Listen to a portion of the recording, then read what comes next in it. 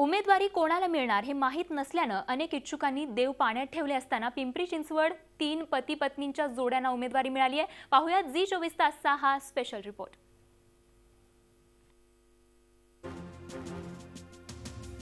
घराणेशाहीचा आरोप होऊ नये म्हणून अनेक पक्षांनी एका घरात एकच तिकीट दिलं जाईल असं जाहीर केलं खरं, पण अपरिहार्यतेमुळे म्हणा किंवा पर्याय नसल्यामुळे म्हणा पिंपरी चिंचवडमध्ये पती पत्नीला उमेदवारी देण्यात आली आहे।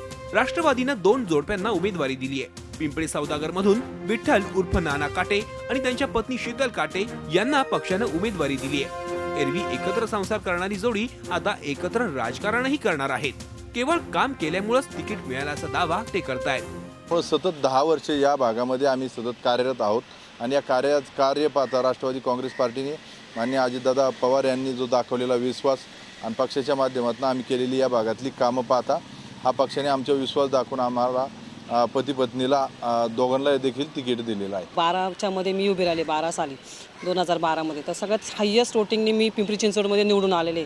तर ते 5 वर्षात म्हणजे 10 वर्षात आम्ही जी कामं केली त्यामुळे नक्कीच दादांनी आमच्यावर विश्वास दाखवला आणि यावेळेस आम्ही पती पत्नींना तिकीट दादांनी जाहीर केलं। काटे दाम्पत्याप्रमाणेच राष्ट्रवादीनं कलाटे पती पत्नीलाही उमेदवारी दिली आहे। वाकड परिसरात सक्रिय असलेल्या मयूर कलाटे आणि स्वाती कलाटे यांच्यावरही पक्षानं विश्वास टाकलाय। 5 वर्षाचं आमचं काम पाहिलं आणि माझ्या प्रभागाची ही रचना बदलली। माझ्या प्रभागाचे 2 तुकडे आले, त्यामुळं पक्षाने विचार केला की बाबा कामाच्यामुळं लोक मागं राहतील आणि त्यामुळं पक्षाने आम्हाला संधी दिली। पुढच्या काळामध्ये आमचं हेच पुढे काम राहील की जो भाग आम्हाला नव्याने जोडला गेलाय त्या भाग वाकड बरोबरच त्या भागाचा सुद्धा विकास करणं, त्यामुळे संधी दिली त्याचं सोनं आम्ही नक्कीच करू। राष्ट्रवादीप्रमाणेच मनसेनेही सचिन चिखले आणि अश्विनी चिखले या पती पत्नीला उमेदवारी दिली आहे। आता त्यांच्याकडे उमेदवारांची वानवा आहे हा भाग वेगळा, पण तरीही त्यांचा दावा विकासाचाच आहे। 2017चे जे इलेक्शन आहे यामध्ये महिला ओपन आणि पुरुष ओपन असे 2 वर्ग पडल्यामुळे आमच्या दोघाही नवरा बायकोंना संधी मिळालेली आहे। लग्नाआधी फॉर्म भरून निवडून आलो होतो, लोकांनी आम्हाला संधी दिली होती आणि आता 5 वर्ष लोकांनी जे आमचे काम पाहिलेलं आहे दोघंही आम्ही काम करताना सोबत असतो, त्यामुळे कदाचित लोकांचंही कुठेतरी इच्छा आहे की आम्ही दोघांनी निवडणूक लढवावी।